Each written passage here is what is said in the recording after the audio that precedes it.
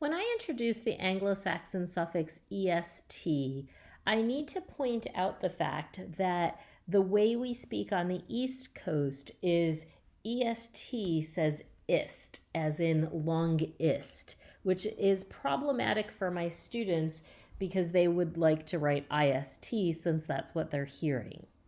So est means the most. It is the superlative version of a word. You can be the smartest, the tallest, have the longest day. And it is weight card number 71. In your Google folder, you will find your trace copy cover sheet.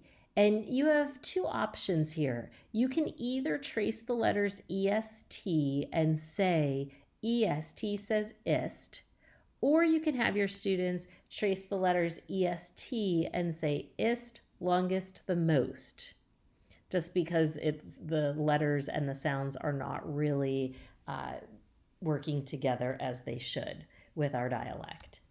When going through the words and the sentences, you can talk about who is the smartest person you know, which food makes you the fullest.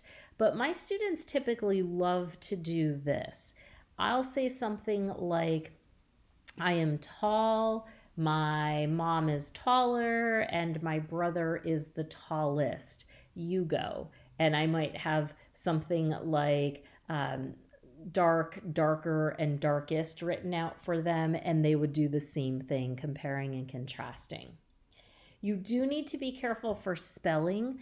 The words in the first column are pretty pure in that they need to know AR and they need to know floss rule as well as OO with that EST suffix.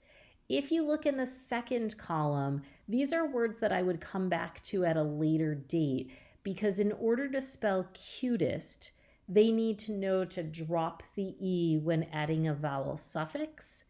When looking at coziest and laciest, they need to know about changing that Y to an I.